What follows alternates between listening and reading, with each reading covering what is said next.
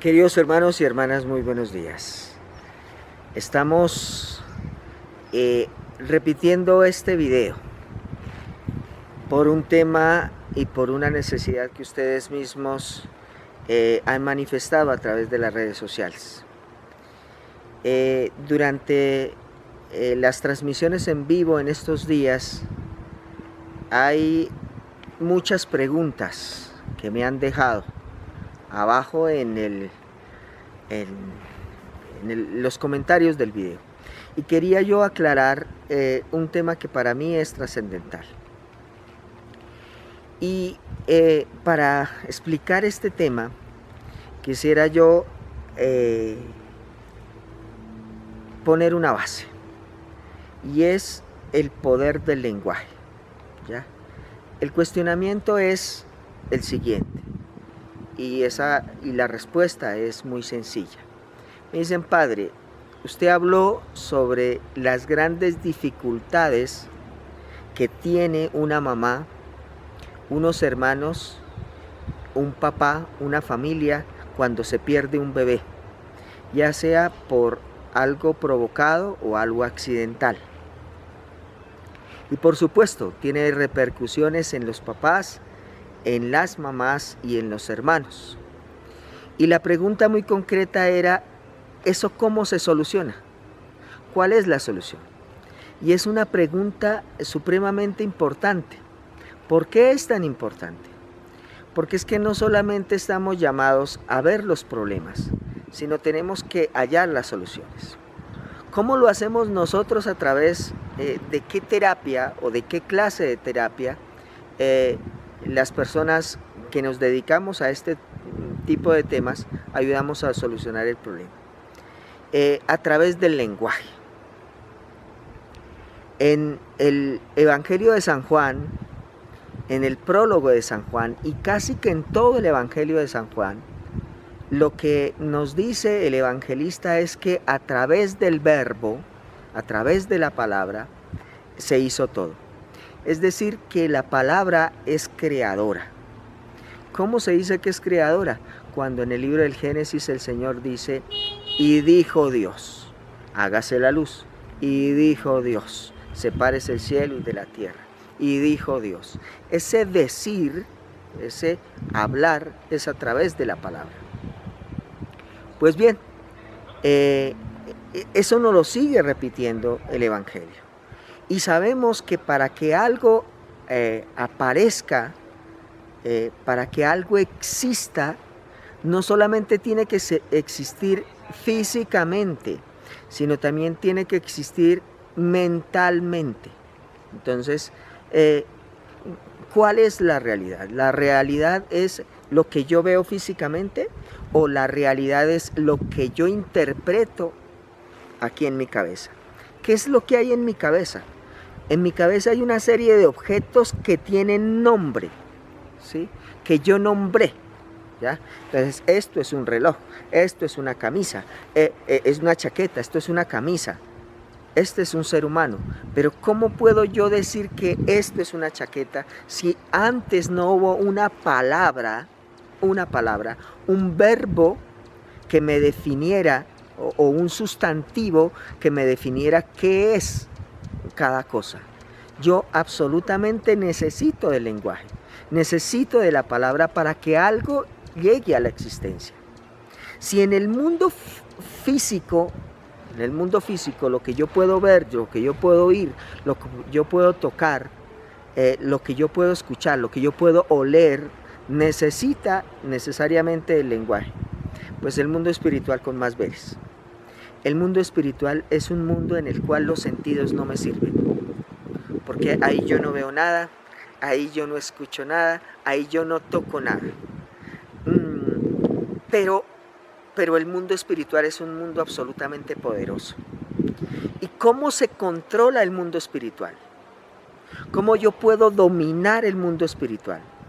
A través del lenguaje, a través de la palabra, No hay otra manera,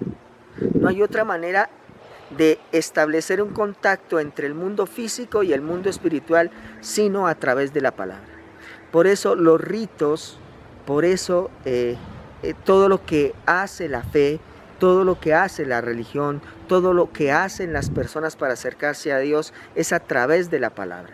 La oración finalmente, ¿qué es? Palabra. Así no se exprese, así no se diga. El mismo pensamiento está cargado de una serie de imágenes que se convierten en lenguaje. Eso es palabra. El poder de la oración funciona en la medida de que haya imágenes que van unidas a conceptos, a palabras, que hace posible que la comunicación entre el mundo físico y el mundo espiritual se pueda establecer, sea real e intangible. Entonces, si esto es así, ¿qué es lo que ocurre con un bebé perdido? Ya sea por un aborto espontáneo provocado. Que en la mente de Dios, en el proyecto de Dios, esa persona existe. Ya en el momento en el cual el óvulo se fecunda al espermatozoide, ya hay un ser humano. Y una información de papá y una información de mamá, por eso óvulo y espermatozoide, trae una información, no solamente física, sino ni psíquica, sino espiritualmente. Se juntan, entonces ya hay un proyecto sentido, ¿sí? Ya hay una idea, hay una razón de ser de esa criatura, una misión que cumplir, ¿sí? El proyecto sentido viene siendo la misión que tiene todo ser humano cuando llega a la tierra, y esa misión viene de lo que estaba pensando mamá y lo que estaba pensando papá cuando me engendraron, que viene siendo la traducción de lo que estaba pensando Dios. Por ejemplo, quien hizo este reloj, ¿sí? Cuando se hizo este reloj, el creador lo hizo reloj, ¿sí? No lo hizo anillo, ni lo hizo chaqueta, no. Específicamente lo hizo reloj, y por eso el proyecto sentido de este reloj es ser reloj toda la vida. Pues bien, eso es lo que sucede en el ser humano. Cuando se es engendrado, todas las personas salen con un proyecto sentido, se realice o no. Solo que ese proceso es interrumpido, ¿ya? Es interrumpido. Entonces el drama es espantoso. El drama es espantoso. ¿Qué es lo que ocurre entonces con el bebé perdido? Que queda afectada la mamá, porque es una huella imborrable. Por eso muchas mujeres se confiesan del mismo pecado una y otra vez. Y no es porque las mujeres no crean en el sacramento de la confesión, no.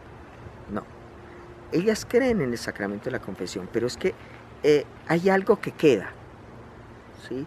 Está perdonada el pecado, pero hay una mancha que queda en el ser humano. Queda como un sentimiento de que algo hace falta, algo está sin completar. Y entonces por eso es que una mujer vive confesándose permanentemente el mismo pecado, y eso lo va a acompañar durante todo el tiempo. Una huella que difícilmente se borra. Eso con la mamá. ¿Qué es lo que ocurre con el hermano o con la hermana? El nido o el vientre o la matriz de una mamá después de un aborto queda absolutamente herido, queda absolutamente lastimado, queda con una huella de un código de muerte, porque ahí había una criatura que no nació, ahí había una criatura que no vivió, ahí hubo una criatura que se interrumpió el ciclo de la vida, que lo único que le hacía falta era tiempo para poder realizar lo que venía a realizar en el mundo. Entonces, obviamente, ese vientre, esa información que quedó en el vientre y en la mente de mamá se la transmite al bebé que llega. Y entonces por eso el bebé que llega con una serie de características especiales. Entonces, esa persona que que le sigue después de un aborto no se va a sentir satisfecho, no se va a sentir satisfecha. Dice, pero es que yo hago las cosas y como que siento que algo me hace falta. Como que hago las cosas perfectamente y siento que algo necesito por terminar de hacer. ¿Bien?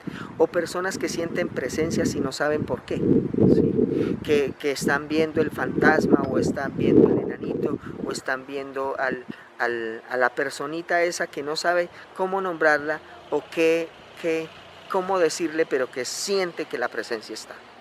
Lo otro es que la persona, el niño o la niña, puede tener unas características especiales. Entonces la pregunta que se hacen es, ¿yo por qué siendo mujer me comporto como si fuera un hombre?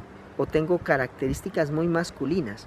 O el hombre que siendo hombre tiene unas características muy femeninas. Entonces su raíz puede ser que antes de él o meses después de él había un aborto o había un niño y una niña perdida. Eso se explica muy fácilmente. Entonces, la pregunta que hacía nuestra querida oyente es, bueno, y si el problema está, ¿cómo se soluciona? Mira, por eso el poder del lenguaje, por eso el poder de la palabra. Esas personas obligatoriamente, para que puedan existir, vuelvo a insistir en eso, para que puedan ser visualizadas, en el mundo espiritual no hay otra manera que a través del lenguaje.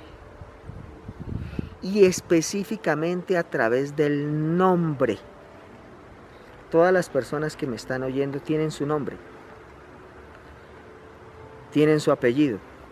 Y en el sacramento del bautismo, por eso es tan importante el sacramento del bautismo, porque en el sacramento del bautismo me dicen, usted se llama fulano de tal, y sus apellidos son fulanos y fulanos de tal.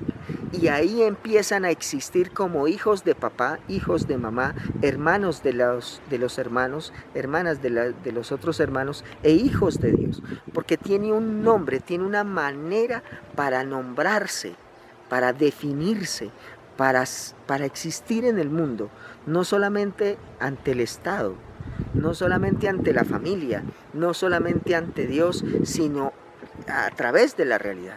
El nombre te define a ti, el nombre hace que tú seas llamado a la existencia. Por eso el nombre es tan poderoso, absolutamente poderoso. Y es tan poderoso que la persona llega a la existencia. Pero cuando un bebé muere de unos meses o de unos días incluso y no es nombrado, ojo, no se le da nombre, se pierde su historia, está perdido en la nada, en el vacío, en el caos. Y la única manera para llamarlo a la existencia, a que sea creado, es por medio de la palabra. Por eso el libro del Génesis es tan importante. Por medio de las palabras las cosas son hechas. Entonces, para llamarlo a la existencia, para que pueda existir una criatura como esas, hay que nombrarlos, hay que decirles, se llama fulano de tal, y sus apellidos son estos, estos y estos. No importa que haya vivido dentro del vientre de la mamá un día, 2 días, 1 mes, 2 meses, 3 meses, no importa el tiempo, porque el hecho de la vida ya se hizo, ya se realizó, que fue la fecundación del espermatozoide en el óvulo, y la información ya está dada, el hecho de la semilla está sembrada, entonces lo único que le hace falta es tiempo. Entonces por eso es tan importante. ¿Qué hacemos nosotros en las terapias? Le damos nombre al bebé, le damos historia al bebé y le damos lugar al bebé, ¿sí? Eso es a través de una terapia. Entonces, inmediatamente la mamá descansa, ¿sí? El hermano o la hermana que le sigue o que le antecede descansa, el papá descansa y el bebé descansa, porque ya fue nombrado. ¿Qué es lo que ocurre cuando un bebé no es nombrado? Él trata de que alguien le ponga cuidado. Como es un ente totalmente espiritual, trata de llegar a la existencia de alguna manera. Entonces como que trata de recargarse hacia el hermano o hacia la hermana. Si no se visualiza, ese hermano va a tener también un aborto. Lógico, eso es de ahí, va a tener un aborto. Y si ese hijo no lo visualiza, el nieto va a tener un aborto. Entonces eso va a ser de generación en generación en generación hasta que no se visualicen. En el momento que se visualizan, el problema intergeneracional se sana de raíz, se sana la interrupción del orden lógico de la vida, ¿sí?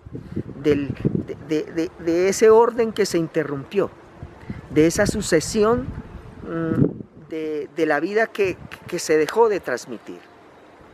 Bien, entonces para eso específicamente son las terapias. Ustedes se preguntarán, pero ¿cómo hacerle si en días, si en meses no sé si era un niño o niña? ¿Cómo sabes tú para ponerle el nombre si no sabes si era niño o niña? Sí se puede saber, ¿sí? Todo en el ser humano tiene una explicación lógica. ¿Cómo lo podemos averiguar? Por la personalidad del hermano que sigue o de la hermana que le antecede, ¿sí? De los hermanos. O también se puede saber por las características de la familia, es decir, por los tíos por parte del papá o por los tíos por parte de la mamá. Se hace un cuadro y se va a dar uno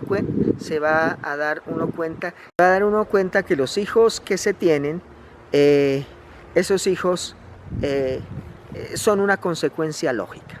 Entonces, mis queridos hermanos, para eso estamos, para ayudarlos a ustedes espiritualmente, para ayudarlos a ustedes en esos conflictos que a veces no se entienden a nivel inconsciente.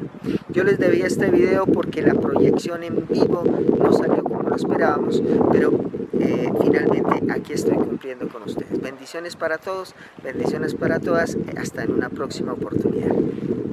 Hasta luego.